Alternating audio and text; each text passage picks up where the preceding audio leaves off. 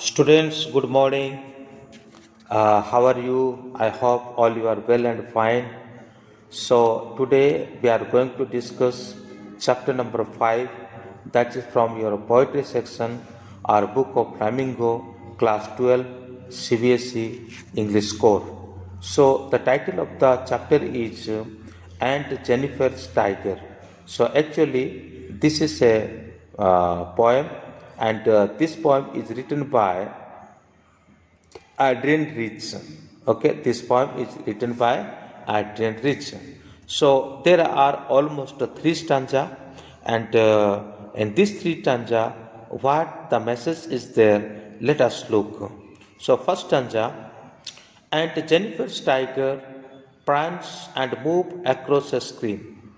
The poet describes them as bright colored, like the shining golden yellow jewels topaz. They are the free inhabitants of the green forest and are not scared of the man standing under the tree. These tigers move around with grace, elegance, and confidence, and Jennifer's tiger are not real. They are images created by her on tapestry, and Jennifer, who is held captive by the oppressive hand of uh, patriarchal society, creates in her arm an alternate world of freedom. The tigers represent her dream, her desire to be free from constant fear and oppression that govern her life. This majestic and a fearless tiger also present a sharp contrast to Aunt Jennifer herself, who is bound by the constraints of married life.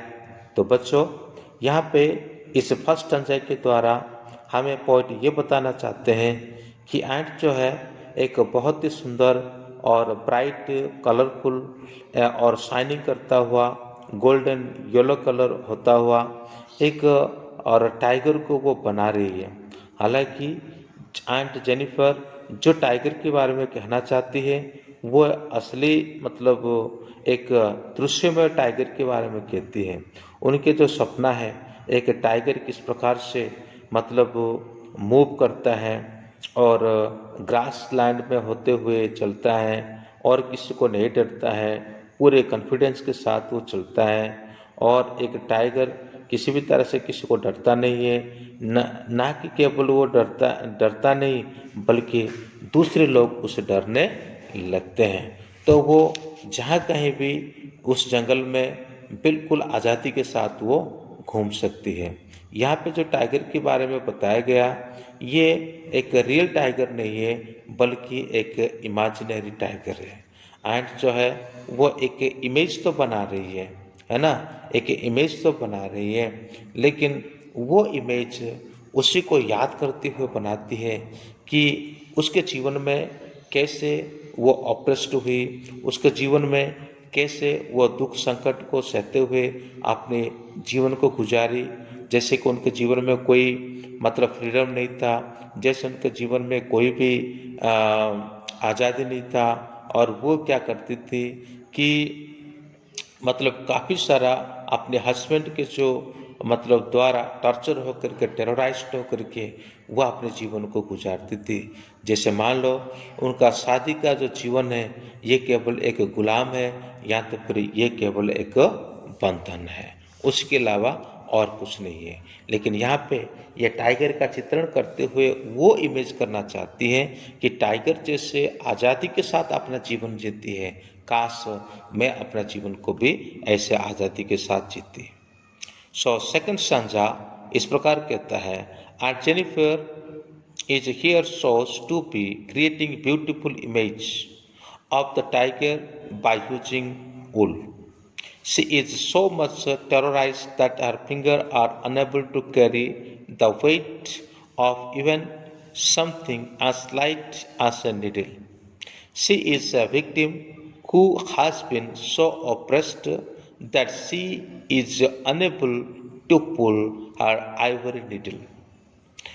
The uncle's wedding ring seems to be heavy on her finger because it has weighed her down with the burden of material responsibilities and subjugated her completely.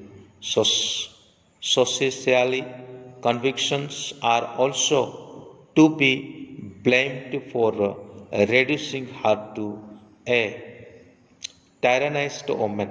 She fears her husband so much that even in his absence she is not comfortable. So इस जो stanza है इसमें यही कहता है कि उल के द्वारा एक एम्ब्रॉयडरी को, टाइगर का एम्ब्रॉयडरी को एंड जेनिफर यहाँ पे बनाती है, लेकिन ये बनाते बनाते उसके हाथ कांपने लगती है, वो उस नीडल को कैरिंग नहीं कर पाती है, मतलब जो बुनने वाले जो एक नीडल के जैसा होता है उसको कैरिंग नहीं कर पाती है, जबकि वो बहुत हल्का है। वो एक ऐसा विक्टिम है जिसने अपने जीवन में मतलब बहुत से मुश्किल को उठाया है ना, और अंकल के द्वारा बहुत प्रताड़ित करी गई। फिर वो यहाँ पे कहते हैं अंकल का जो रिंग है, यानी वो शादी के समय जो रिंग पहनते हैं वो रिंग के बारे में कहती है, वो उनको बहुत सताती है, वो उनको बहुत डराती है। जो मान के चलो कि जब कभी वो रिंग को देखती है और उस समय अंकल जब जिंदा थे उसके गुस्सेला स्वभाव को और उसके जो ताड़ना करी और अवस्था को उनको याद आने लगता है।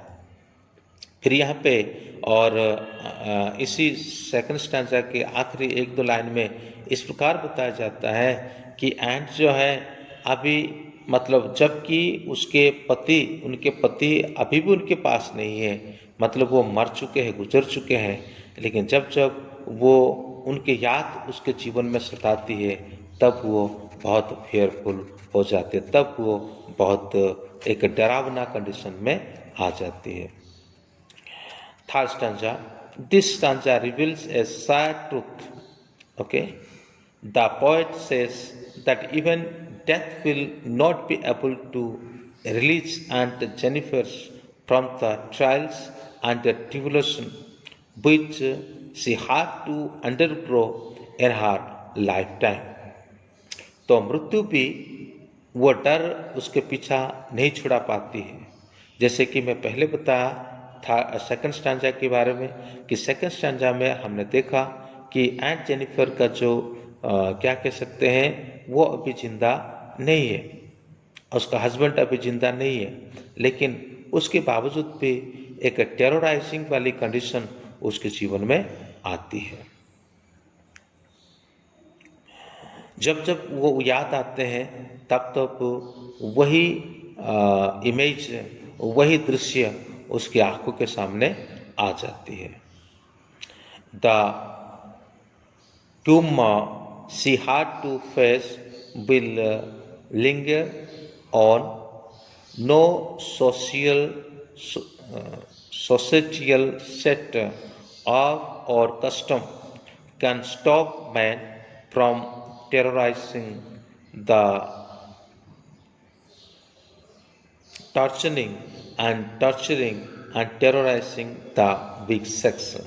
So however the embroidery she has done will survive forever.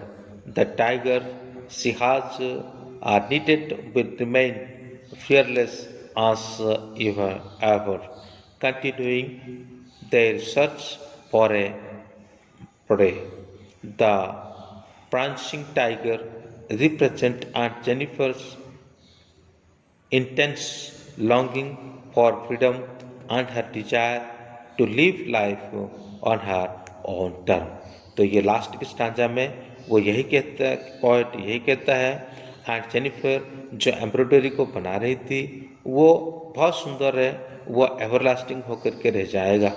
लेकिन यहाँ ऐसा कोई नहीं है जो पुरुष की उपद्रव से और पुरुष की ताड़ना से बचा सके, या ऐसा कोई कानून नहीं है जिसके चलते कि इन सभी में से अपने आप को बचाया जा सके। तो हमेशा के लिए ये एम्ब्रॉयडरी जो है उसने बनाया वो तो जिंदा रह जाएगा, हालांकि अंकेल अभी नहीं रहे पर वो रहेगा। और वो ये टाइगर का जो एम्ब्रॉयडरी बनाने का एक ही लक्ष्य उसके जीवन में था कि वो भी अपने जीवन को एक टाइगर की तरह आज़ादी के साथ जीना चाहती थी। यही था उसका उद्देश्य। और बहुत ही समय समय पर वो सोचने लगती थी कब ऐसा वक्त आएगा जो कि आज़ादी के साथ और आनंद के साथ उसका जीवन गुजरेगा। तो इसी के साथ ये पोएम यहीं समाप्त होता है और नेक्स्ट क्लास में हम दूसरा टॉपिक के बारे में डिस्कशन करेंगे। तो thank you, may God bless you.